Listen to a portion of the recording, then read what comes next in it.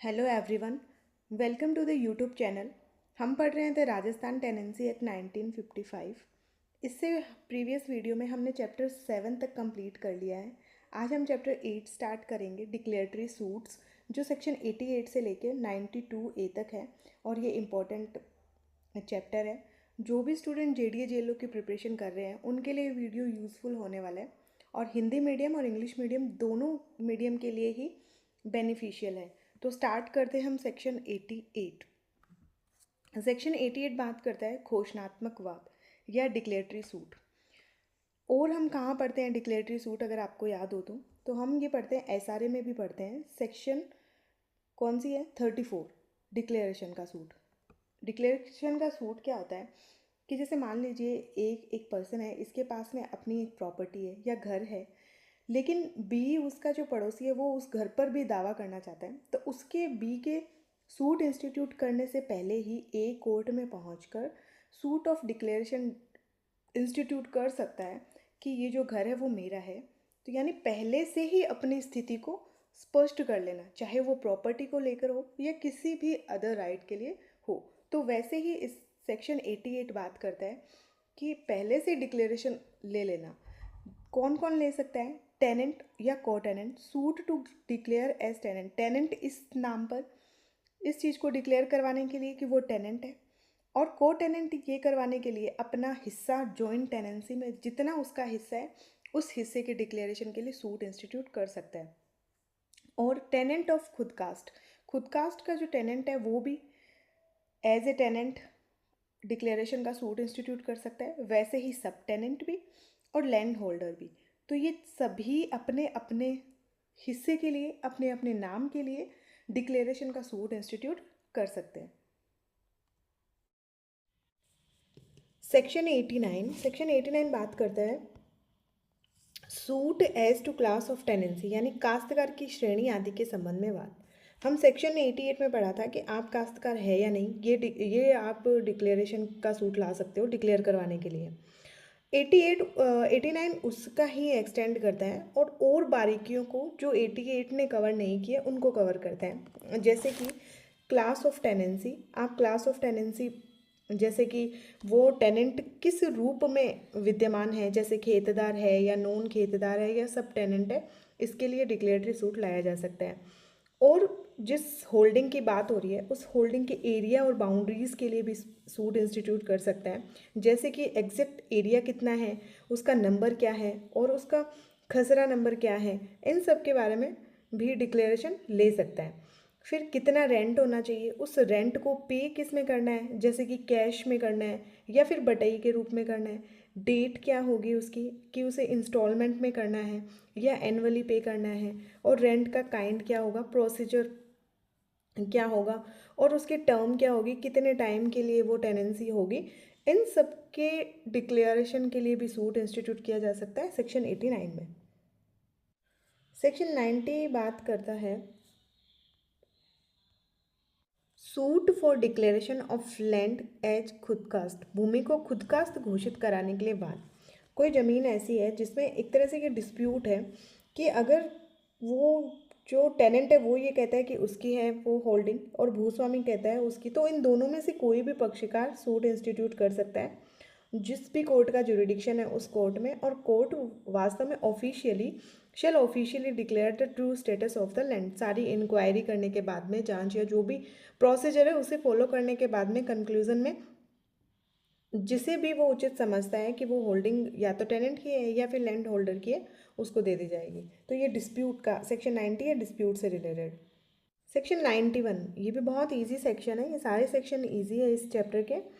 रिजिड्यूरी rights की बात कर रहे हैं या अन्य अधिकारों की घोषणा के बारे में, जो कि सेक्शन 88 में, 89 में या 90 में जो नहीं दे रखे हैं, इनके अलावा जो बच गए हैं, अगर कोई और अधिकार आपके हैं तो आप सेक्शन 90 में सूट इंस्टीट्यूट कर सकते हो डिक्लेरेशन का। ये सेक्शन बात करता है अवशिष्ट अधिकारों के बारे में। यह उन अधिकारों के लिए जिनका उल्लेख अन्य विशिष्ट धाराओं में नहीं है।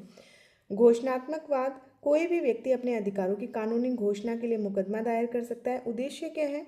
यह सुनिश्चित करना कि कोई कानूनी अधिकार सिर्फ इसलिए न छूट जाए क्योंकि उसका अलग से कोई प्रावधान नहीं दे रखा है, इसीलिए ये क्या करता है, ये सभी अधिनियम द्वारा प्रदत्त अधिकारों की सुरक्षा करता है। तो इसकी हेडिंग बहुत इंपॉर्टेंट है। रिज्यूडरी पावर किस में दे रखी है, सेक्शन 91 में। सेक्शन 92 बात करता है single suit in respect of several holding, कई जोत के संबंध में एक ही बात।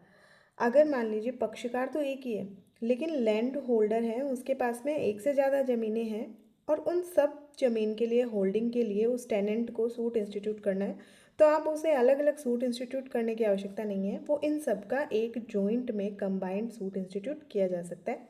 ये हम सीपीसी में भी पढ़ते हैं कि सेम कोज ऑफ एक्शन अगर होता है तो एक सूट इंस्टीट्यूट किया जा सकता है। तो a single suit can be filed when disputing parties are same, अगर दोनों पार्टी सेम है तो एक सूट किया जा सकता है। Relating to the multiple separate agriculture holding, कई अलग अलग भूमियों से अगर वो संबंधित है, अभी हमने बात करी। सेक्शन 88, 89, 90, चाहे वो किसी भी सेक्शन में आता हो इन तीनों धाराओं में से, तो भी किया जा सकता है। इसका फ़ायदा क्या होता है, मल्टीफेरियसनेस ऑफ सूट कि हम सीपीसी की तरह ही, ताकि वादों का जल्दी से जल्दी निवारण हो सके और मल्टीफेरियस ना हो सूट का, अलग अलग मुकदमों की बजाय एक ही कार्यवाही, जिससे कि खर्च में कमी होती है और निर्णयों में भी एक रूपता आती है। ये विरोधाभासी फैसलों को ख़त्म करता है। सेक्शन 92 ये बात करता है suit for injunction, important section है। इन सेक्शन के 91 और 92 और 92A, इन तीनों की ही हेडिंग इंपॉर्टेंट है, याद रखनी है। सूट फॉर इंजेक्शन, निषेधज्ञता के लिए वाद। तो ये वाद कब लाया जाता है, जब आपको कोई व्यक्ति आपके अधिकारों से वंचित करता है या काम नहीं करने देता। मान लीजिए एक टेनेंट है, अपने खेत में काम कर रहा है और लैंड लॉर्ड उस टेनेंट को काम नहीं करने दे रहा और उसको इलीगली डिस्पजेस कर रहा है, तो अब वो स्टे का सूट इंस्टीट्यूट कर सकता है कोर्ट में। और ये किसके तहत किया जाएगा, एसआरए के तहत किया जाएगा। और एसआरए में कौन सी सेक्शन दे रखी है, एसआरए की सेक्शन 37 में। देखिए इंजेक्शन दो जगह दिए हुए, तो सीपीसी में और एक एसआरए में। परमानेंट या परपेचुअल जो इंजेक्शन है वो एसआरए के तहत होता है अंडर सेक्शन 37, जबकि सीपीसी के जो सेक्शन 94 है, 94 का क्लोज सी और 95, इसके साथ ही ऑर्डर कौन सा है, ऑर्डर 39, जिसमें रूल 1 से लेके 5 तक क्या दे रखा है, टेम्परेरी इंजेक्शन की बात हो रखी है, टीए। तो इसलिए परमानेंट इंजेक्शन इसमें दिया जाएगा और वो किसके तहत होगा, वो एसआरए के तहत दिया जाएगा, क्योंकि एसआरए में सेक्शन 36 में दे रखा है कि प्रिवेंटिव नेचर होता है, 37 में टाइप बता रखे हैं उसमें। तो इस तरीके से, और ये सेक्शन जो है 92A, ये जुड़ी थी 1956 में। ये आप चाहे तो याद कर सकते हैं, इसको 1956 में जुड़ी थी। इस तरह से ये अपना एक चैप्टर कंप्लीट हो गया है। अब हम नेक्स्ट चैप्टर की तरफ मूव करते हैं। अब है चैप्टर 9। चैप्टर 9 थोड़ा लेंदी है, लेकिन हम इसको इजी कर लेंगे। ये सेक्शन 93 से स्टार्ट होकर 129 तक है। ये बात करता है determination and modification of rent, rent का निर्धारण और उसमें संशोधन, इससे रिलेटेड है।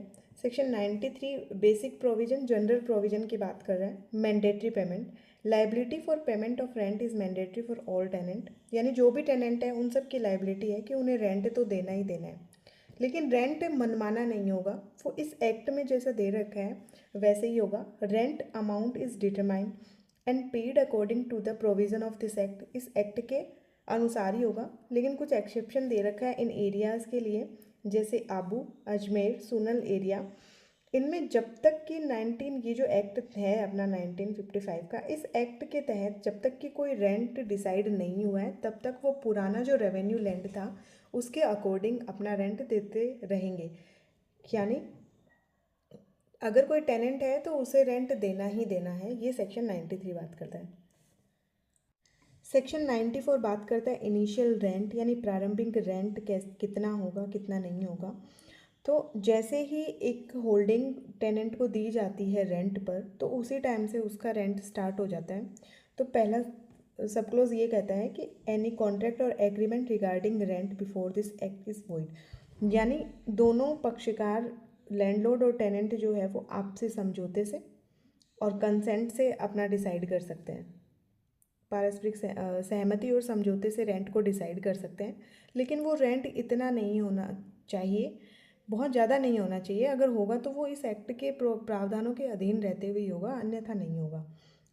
तीसरा, अगर ऐसा कोई एग्रीमेंट है वो ओरल भी हो सकता है और रिटर्न भी हो सकता है। रिटर्न में होना इसलिए ज़रूरी है ताकि प्रैक्टिकली विवादों से बचा जा सके।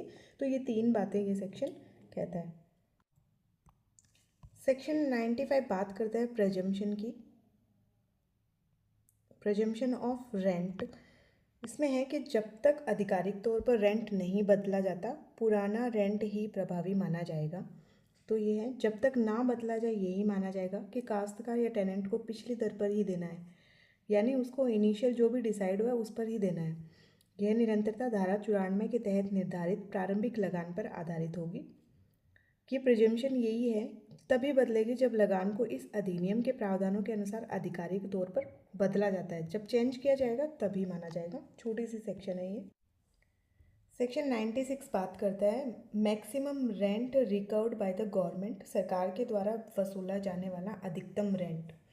तो सरकार उतने रेंट से अधिक रेंट नहीं वसूल सकती जितना उसने पहले से डिसाइड किया हुआ है। देखिए, government can not recover cash rent from a tenant holding directly beyond specific limits regardless of other laws और प्रैक्टिस, यानी किसी भी कस्टम के किसी भी कॉन्ट्रैक्ट के होते हुए भी ये ओवरराइडिंग इफेक्ट है इस सेक्शन का। स्टेट गवर्नमेंट जितना सेटलमेंट कर रखा है उससे ज़्यादा रेंट नहीं वसूल सकती। और ये 2 तरीके से डिसाइड होता है कि मान लीजिए वो रेंट पहले से सेटल हो चुका है और एक होता है वो रेंट सेटल नहीं हुआ है। अगर वो रेंट सेटल हो गया है तो पिछले सेटलमेंट में क्या रेंट था उससे ज़्यादा नहीं होगा। ऐसा नहीं हर साल सेटल नहीं होता है, 10 साल से इस तरीके से सेटल होता है। तो लास्ट सेटलमेंट में रेट क्या थी उससे ज़्यादा किसी भी कीमत पर नहीं लेगा। दूसरा, जहाँ मान लीजिए रेंट सेटल नहीं हुआ है, कोई कीमत तय नहीं की गई, तो वहाँ उसके पड़ोस की ज़मीन को देखा जाएगा कि उसकी कितनी वैल्यू है और उसके अकॉर्डिंग सेटलमेंट किया जाएगा और रेंट लिया जाएगा। सेक्शन 97 है authority to prescribe maximum cash rent, यानी सरकार की अधिकतम रकम को निर्धारित करने का अधिकार। ये सेक्शन ओवरराइडिंग इफेक्ट करता है कि चाहे कोई भी यूसेस दे रखा हो, कस्टम दे रखा हो या कोई भी कॉन्ट्रैक्ट किया हो, स्टेट गवर्नमेंट को ये पावर है कि वो मैक्सिमम लिमिट को तय कर सकता है। Prescribed maximum rent recoverable from both the relationship, और वो जो लिमिट्स है वो कैसे डिसाइड होगी आगे दे रखा है सेक्शन 98, 99 और 100 में। फॉर एग्जांपल समझ लीजिए एक लैंडलॉर्ड है और एक टेनेंट है।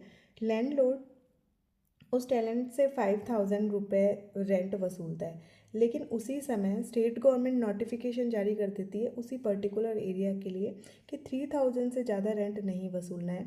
तो अब भले ही कोई कस्टम हो, यूसेस हो या कोई कॉन्ट्रैक्ट किया हो, आपस में कंसेंट की हो, एग्रीमेंट हो, अब वो लैंडलॉर्ड 3,000 से ज़्यादा वसूल नहीं कर सकता। तो ये सेक्शन ये बात करता है।